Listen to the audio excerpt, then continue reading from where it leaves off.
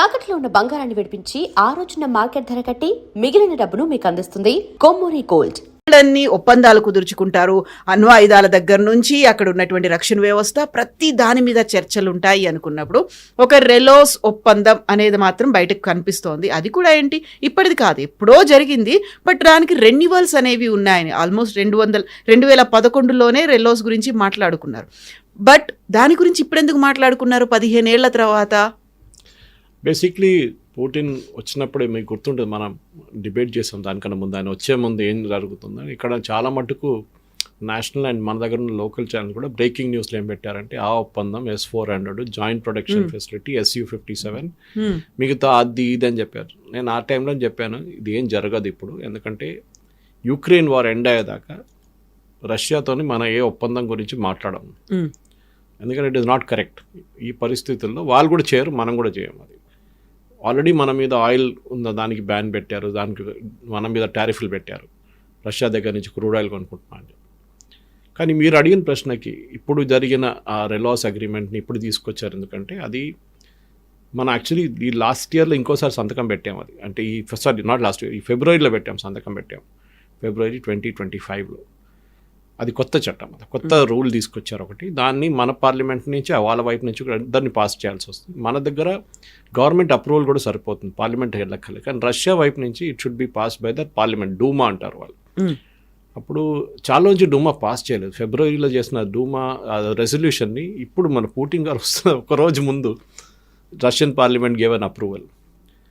So ఈ రెలాస్ agreement మిగతాన్ని పక్కన పెట్టచ్చు మనం, ఎందుకంటే ఆల్ హావ్ బీన్ డిస్కస్డ్, బయటికి ఏం చెప్పరు ఇప్పుడు.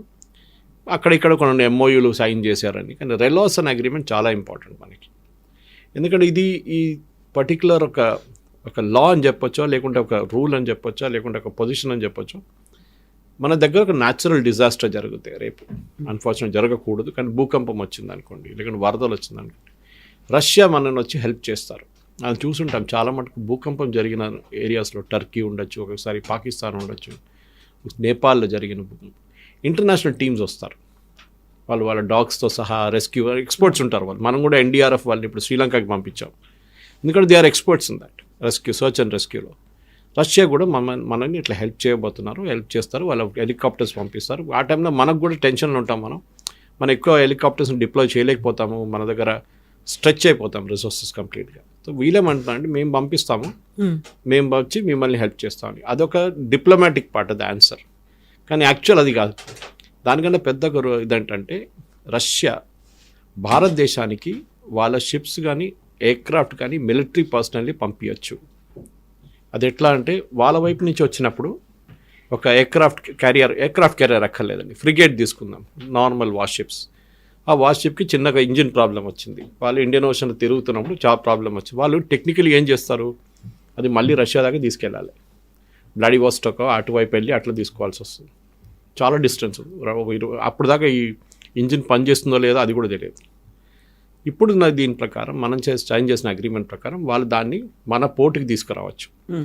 అది కొచ్చిన్ ఉండొచ్చు, షిప్ యార్డ్ ఉండొచ్చు, మ్యాజగాన్ డాక్ ఉండొచ్చు, విశాఖపట్నం షిప్ యార్డ్ ఉండొచ్చు, లేకుంటే ఏదైనా మన దగ్గర ఉన్న షిప్ యార్డ్ రిపేరింగ్ ఫెసిలిటీకి తీసుకురావచ్చు. దాంతోపాటు వాళ్ళు అక్కడ అది రిపేర్ అయ్యేదాకా అక్కడే ఉండొచ్చు. దాంతోపాటు వాళ్ళు వచ్చిన పర్సనల్ ఎంత 200 మంది అంతా వాళ్ళని మన వైపు హాస్టల్లోనే ఎక్కడైనా ఉంచుకొని వాళ్ళు రిపేర్ టైంలో వాళ్ళ షిప్లో ఉంటారు, మన టెక్నికల్ టీంతో రిపేర్ చేస్తున్నాం. ఇది అమెరికాకి నచ్చదు, ఎందుకంటే రష్యాకి ఇప్పుడు దాకా ఇండియన్ ఓషన్లకు పట్టలేకుండే. వాళ్ళు రష్యా వైపే తిరుగుతుంటారు షిప్స్, వాళ్ళు ఇక్కడ రాలేకపోతున్నారు.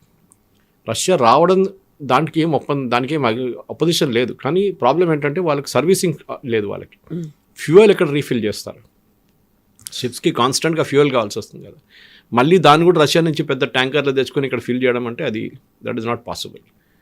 దీనికన్నా ముందు బహ్రెయిన్తో ఒక అగ్రిమెంట్ ఉండే వాళ్ళకి, కానీ దాని తర్వాత US బహ్రెయిన్ మీద ప్రెషర్ పెట్టిన తర్వాత బహ్రెయిన్ దాని నుంచి బ్యాక్అవుట్ అయ్యారు, రష్యాకి ఎక్కడ వెళ్ళలేకపోతున్నారు.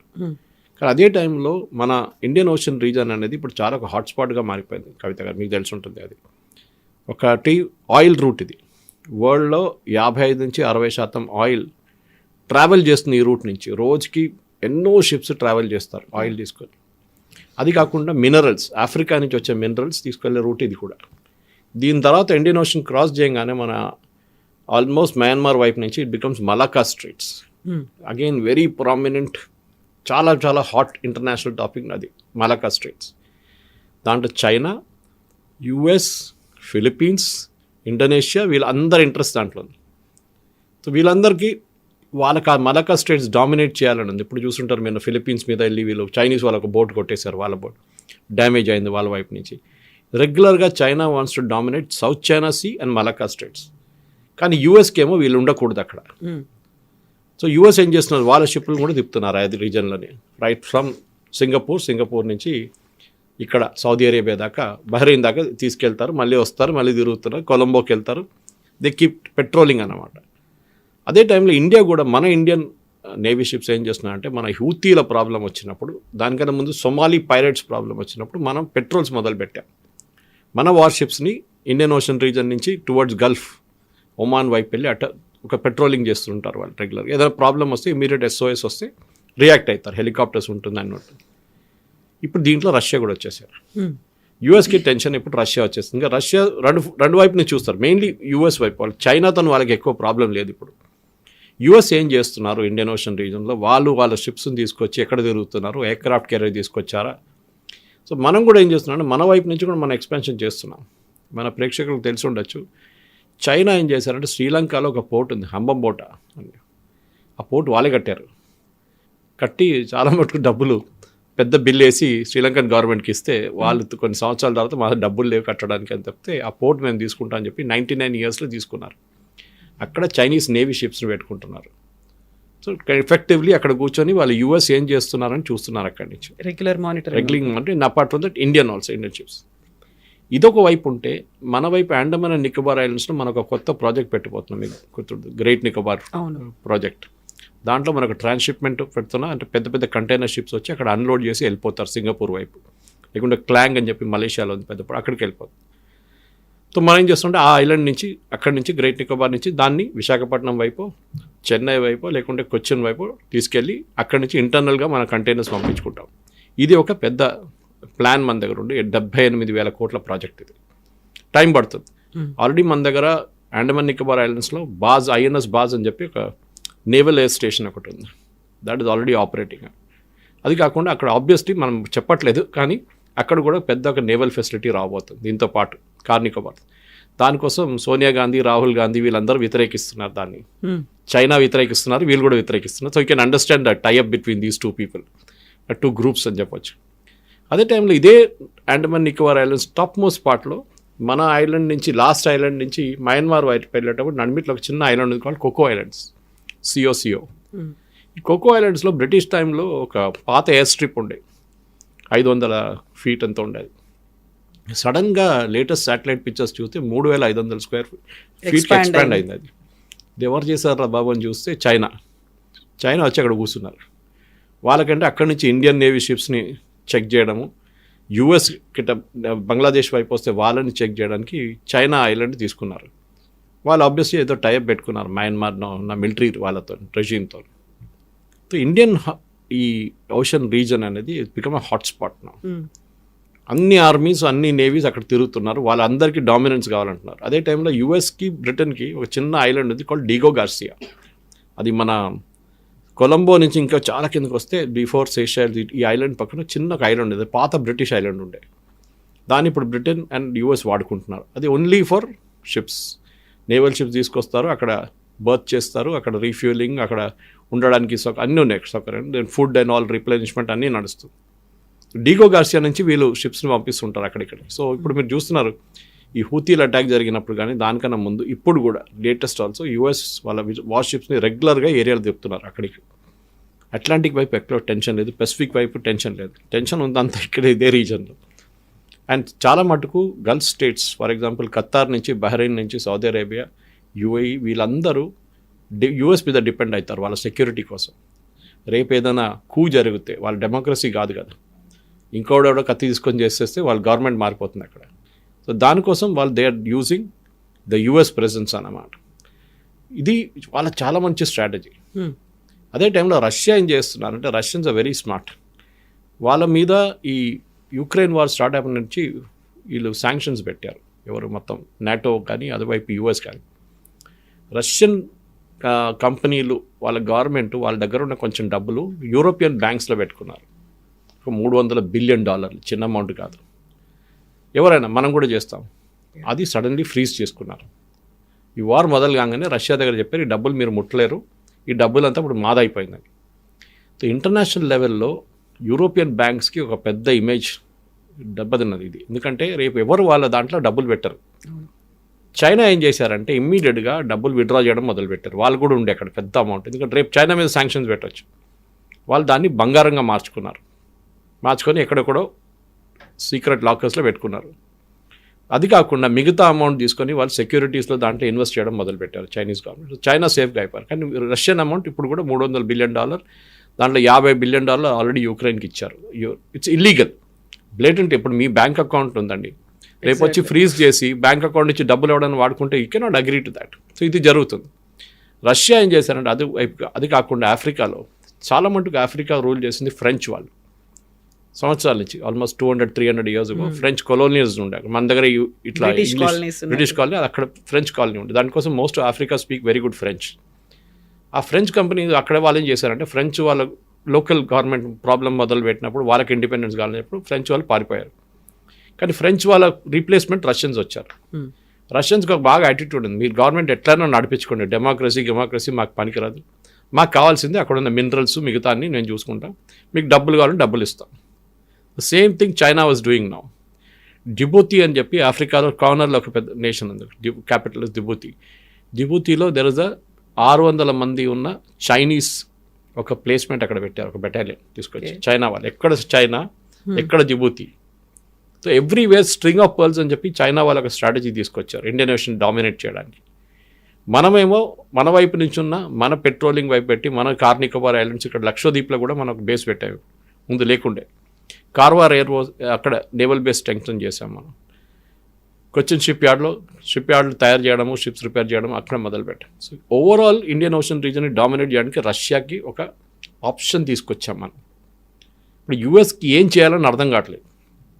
శాంక్షన్స్ ఎట్లా పెడతారు, పెట్టలేరు. వీఆర్ జస్ట్ టెలింగ్ మీకు కూడా. ఇన్ఫ్యాక్ట్ అదే అగ్రిమెంట్ మనకు యూఎస్తో ఉంది, the same agreement which is sign with Russia.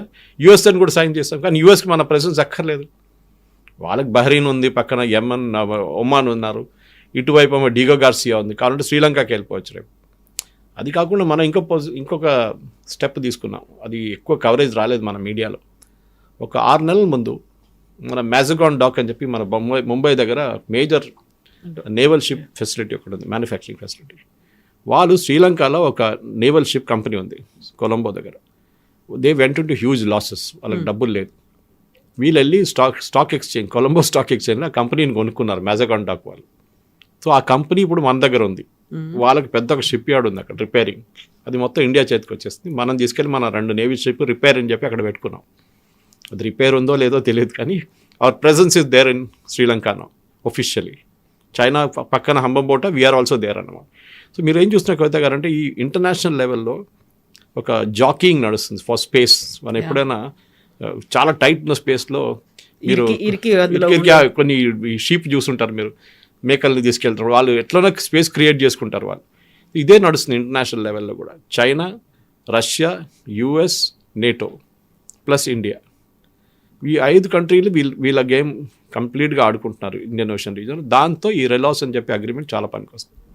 అది కాకుండా పుటిన్ గారు వచ్చి మాట్లాడారు, ఎస్ Su-57 చేయొచ్చు, తయారు చేయొచ్చు, we can do it, we can have a joint venture in India, but we will wait. ఇది ఒక 2-3 నెలలు సెటిల్ అయిపోతుంది యుక్రెయిన్ వన్స్ ఫర్ ఆల్. దాని తర్వాత దే విల్ అనౌన్స్. ఒకటేంటంటే రష్యాకి ఇప్పుడు వాళ్ళ దగ్గర their economy is doing well, doubt లేదు, కానీ మ్యానుఫ్యాక్చరింగ్ ఫెసిలిటీ చాలా మటుకు దెబ్బతిన్నది వాళ్ళది. వాళ్ళ ఎక్విప్మెంట్ తెచ్చుకోలేకపోతున్నారు, ఎంబార్గో ఉంది వాళ్ళ మీద.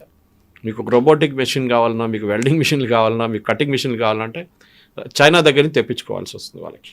చైనా ఇస్తారు కూడా, వాళ్ళకి ప్రాబ్లం లేదు. అది కాకుండా వాళ్ళకి ఇంకా ప్రొడక్షన్ పెంచాలంటే, థర్డ్ కంట్రీస్కి అమ్మాలంటే, థర్డ్ వరల్డ్ కంట్రీస్కి ఇండియాని బేస్గా యూజ్ చేసుకోవచ్చు. BrahMos is a classic example of that. BrahMos అనే ప్రాజెక్ట్ చాలా సంవత్సరాల ముందు ఇండో రష్యన్ జాయింట్ వెంచర్, ఇండియాకి 51%, బ్రహ్మపుత్ర అండ్ మాస్కోవా 2 రివర్స్ పెట్టి బ్రహ్మోస్ అని చేశారు. దాంట్లో ఇండియన్ గవర్నమెంట్కి 51%, రష్యన్ గవర్నమెంట్కి 49%. దాన్ని మనం ఏం చేస్తున్నాం ఇప్పుడు ఇండోనేషియాకి అమ్ముతున్నాం, ఫిలిపీన్స్కి అమ్ముతున్నాం, అందరికి అమ్మేస్తుంటాం మనం బ్రహ్మోస్. ఇప్పుడు మనకున్న కెపాసిటీ మనకుంది. ఇప్పుడు next generation of BrahMos we are going for upgrade no. And యూపీలో ఒక ఫ్యాక్టరీ సెటప్ చేశారు. కొత్తగా ఎక్స్పాన్షన్ ట్రివాండ్రంలో ఉన్న ఫ్యాక్టరీ పక్కన ల్యాండ్ కేరళ గవర్నమెంట్ ల్యాండ్ ఏంగానే అది కూడా స్టార్ట్ చేసేస్తారు వాళ్ళు. అట్లాంటి ఒక ప్రాజెక్ట్ తీసుకొచ్చి ఇండియాలో పెట్టి ఇక్కడ ఎస్యూవీ తయారు చేసి SU-57 తయారు చేసి అమ్మొచ్చు. సుఖోస్ని S-500 గురించి చాలా మటుకు టాపిక్, ఎందుకంటే S-400 really work well during operation Sindhu. So S-500 కూడా మనం తీసుకోవాలన్నారు. దాని కూడా టాక్స్ నడిచింది, కానీ బయట చెప్పరు.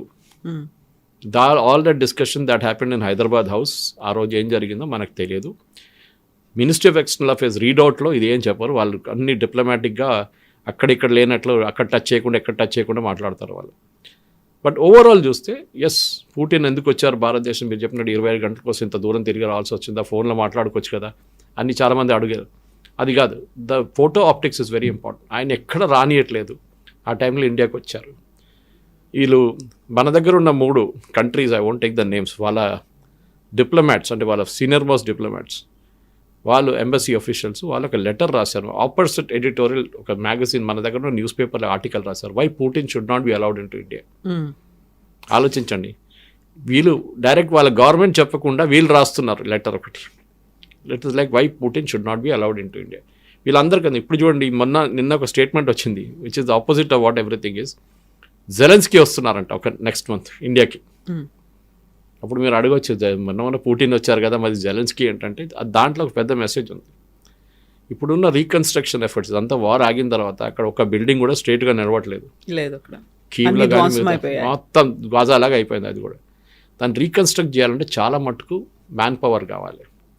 ఇప్పుడు మనం వచ్చినప్పుడు ఒక ఒప్పందం చేశాం, 5-6 చేశారు. ఒక ఒప్పందం చాలా ఇంపార్టెంట్ ఒప్పందం ఏంటంటే, రష్యాలో మ్యాన్ పవర్ లేరు బిల్డింగ్లు కట్టడానికి, రోడ్లు వేయడానికి, ఈ డ్యామేజ్ అంతా జరిగింది కదా ఇంత మళ్ళీ రీకూప్ చేయడానికి, ఫ్యాక్టరీలు కట్టడానికి మనుషులు లేరు. భారతదేశం నుంచి blue and white collared workers అంటే managerial level and worker level మనం ఒక నంబర్ ఐడెంటిఫై చేసి వాళ్ళ రష్యాకి పంపిస్తాము. That is government to government deal. మనం ఇజ్రాయెల్తో చేయించుకున్నాం చూడండి, అదే ఇజ్రాయెల్ వైపు కూడా కన్స్ట్రక్షన్ చాలా బాగా నడుస్తుంది. చాలామంది ఇండియన్స్ని అక్కడ పంపించారు. So it will be not at the private level, government to government. Haryana government వాళ్ళ మనుషులు పంపించారు, పంజాబ్ వాళ్ళు పంపించారు, సౌత్ నుంచి కూడా ట్రై చేస్తున్నారు, కేరళ వైపు నుంచి కొంతమంది. అట్లనే గవర్నమెంట్ టు గవర్నమెంట్ డీల్ ఉంటుంది అది. సో రష్యాకి కూడా మనం మ్యాన్ పవర్ సప్లై చేయబోతున్నాం. ఒక టైంలో దుబాయ్ కన్స్ట్రక్షన్ నడిచినప్పుడు, ఆ గల్ఫ్ స్టేట్స్లో కన్స్ట్రక్షన్ నడిచినప్పుడు చాలా మటుకు కేరళ చాలామంది వెళ్ళి పనిచేశారు అక్కడ. Now that construction phase is over అక్కడ. Now it's only a question of growth వాళ్ళకి. ఇప్పుడు మన దగ్గర ఉన్న ఈ రష్యాతో ఒప్పందంతో ఏమవుతుందో మన వర్కర్స్ కూడా అక్కడ వెళ్తారు. సో క్వశ్చన్ అక్కడ వచ్చిందంటే, ఇప్పుడు ఇట్లాంటి ఫ్రీజింగ్ ఏరియాస్కి వెళ్తే వీళ్ళు ఎట్లా ఉంటారు, వీళ్ళకి హ్యాబిట్ లేదు అది. -20 degrees, -10 degrees. So Russia said we will create appropriate facilities వాళ్ళ కోసం.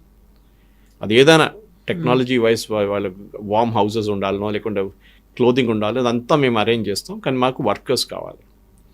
ఇట్లాంటి కొన్ని 5-6 ఒప్పందాలు జరిగిన అంత తర్వాత, కానీ ఇంపార్టెంట్ అంతా పక్కన పెట్టారు, మాట్లాడుకున్నారు. మూమెంట్ యుక్రెయిన్ వార్ కాగానే ఇది అంతా బయటకు వస్తుంది. ఒకటి మనం మర్చిపోకూడదు, Russia has been a fair weather friend. అంటే ఎప్పుడు మనకు ప్రాబ్లం ఉన్నప్పుడు రష్యా మనతో ఉన్నారు. 71 వార్ కానివ్వండి, మిగతా వార్లు అన్నింటిలో కూడా రష్యా వాజ్ దేర్ విత్. దానికోసం యుక్రెయిన్ వార్ని భారతదేశం వాళ్ళ దగ్గర ఖండించలేదు. There is no place for war అని చెప్పారు మోదీ గారు. It should be a negotiation for piece.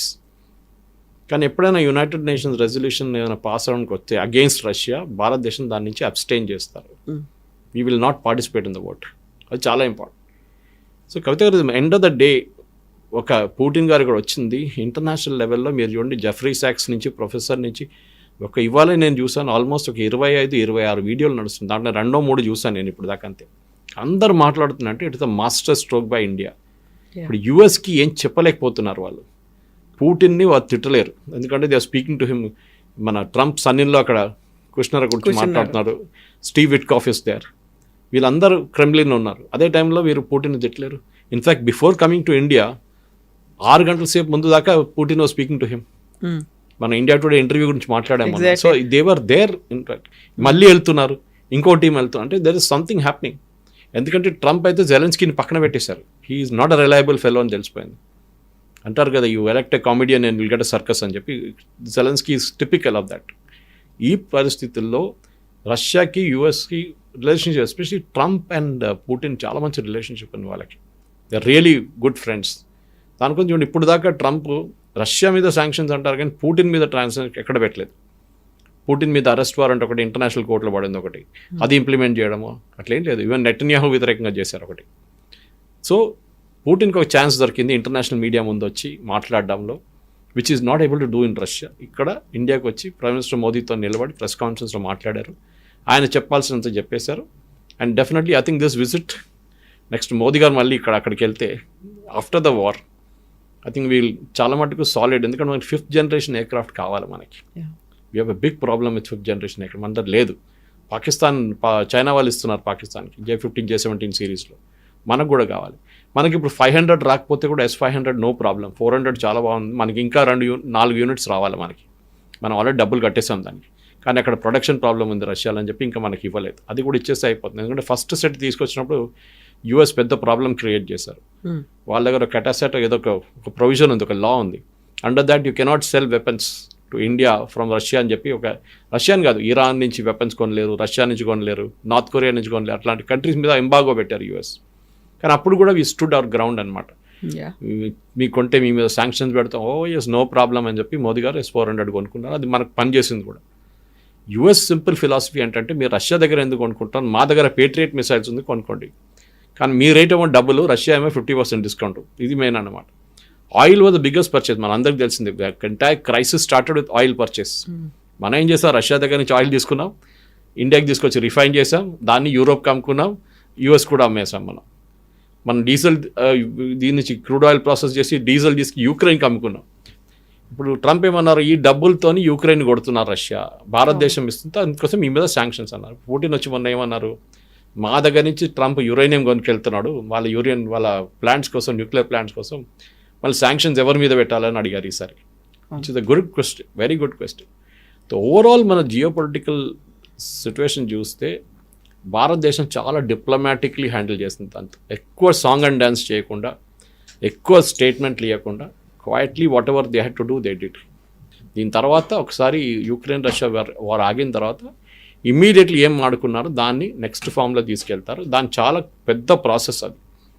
SU-57 ఏదో సూపర్ మార్కెట్లో దొరికేది ప్రోడక్ట్ కాదు, అక్కడ వెళ్ళి బ్యాగ్ వేసుకొని తీసుకోవడానికి. అది ఆర్డర్ చేయడానికి పెద్ద ప్రాసెస్ ఉంది. బహుశా జరుగుతుంది, 1 సంవత్సరం 2 సంవత్సరాలు పట్టొచ్చు.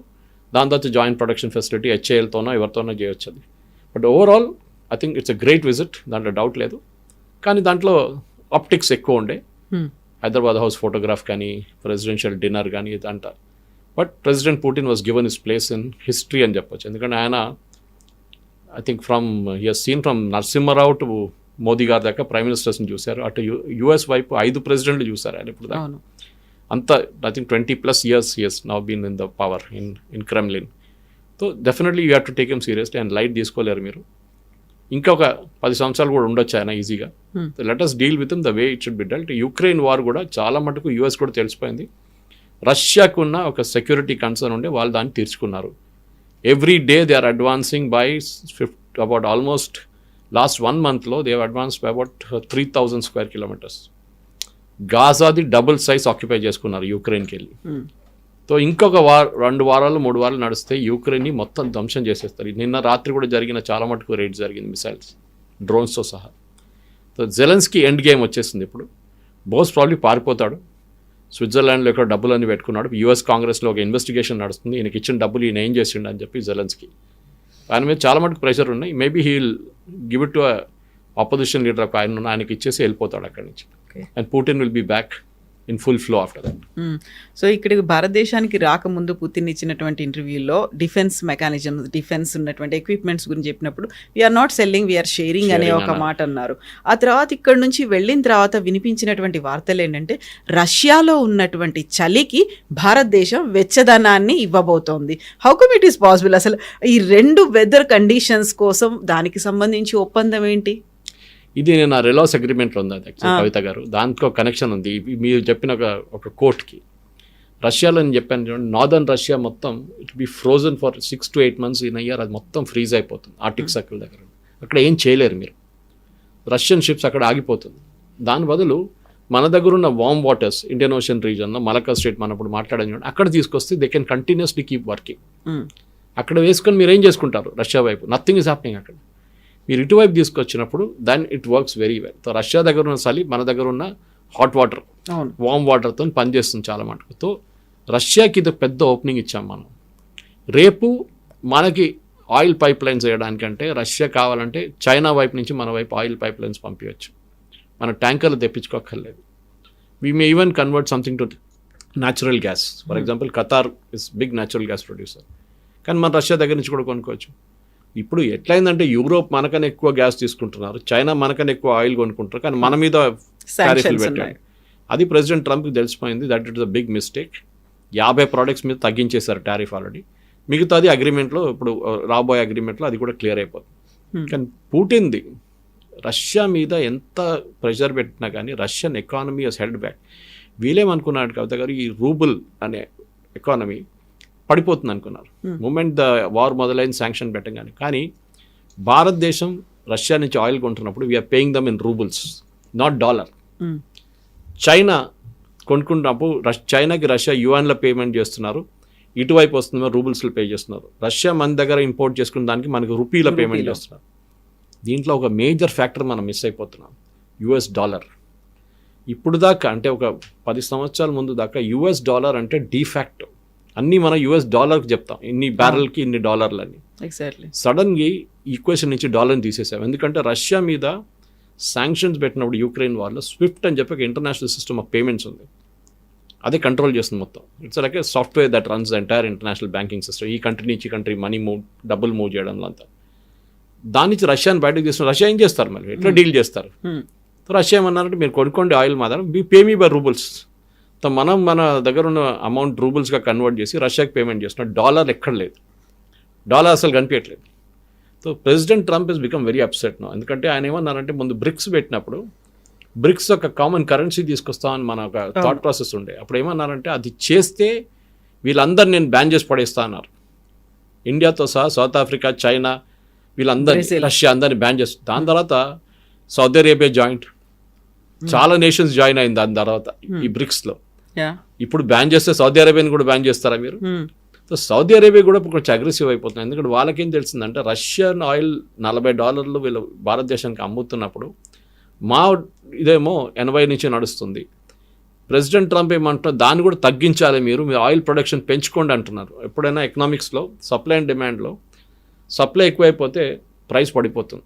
ఏమంటున్నారంటే సౌదీ అరేబియా దగ్గర మీ ఆయిల్ ప్రొడక్షన్ పెంచండి, తీసుకెళ్తే ఇది $50 పడిపోతుంది పర్ బ్యారెల్. రష్యా ఏమో 40కి అమ్ముతున్నారు. So Russia will not be able to cell. కానీ సౌదీ అరేబియా చేయడానికి రెడీ లేరు, ఎందుకంటే వాళ్ళకి బేసిక్ ప్రొడక్షన్ కాస్ట్ ఉంటుంది. ఆ ప్రొడక్షన్ కాస్ట్ తర్వాతే వాళ్ళకి ప్రాఫిట్ వస్తుంది. వాళ్ళంటే మేము చేయమంటున్నారు. అక్కడ ఒక ఫ్రిక్షన్ వచ్చేస్తుంది వాళ్ళ నడిమిట్లో, ఇద్దరు నడిమిట్లో, US and Russia, Saudi Arabia నడిమిట్లో. అట్లా అన్నిట్లో చూస్తే రష్యాని ఎట్లనో కౌంటర్ చేయాలని చూస్తున్నా, కానీ అన్నిట్లో రష్యా బయటపడుతున్నారు. రష్యన్ జీడిపి చూడండి, ఇట్స్ పర్ఫార్మింగ్ వెరీ వెల్. వీళ్ళందరూ ఏమనుకున్నారో రష్యన్ జీడిపి మొత్తం పోతుంది, సత్యనాశ అయిపోతారని. కానీ రష్యన్ జీడిపి మీరు Italian, German, French and UK ఈ 4 జీడిపిలు యాడ్ చేస్తే దానికన్నా ఎక్కువ రష్యన్ జీడిపి ఉంది. అది that is showing the ultimate result అనమాట.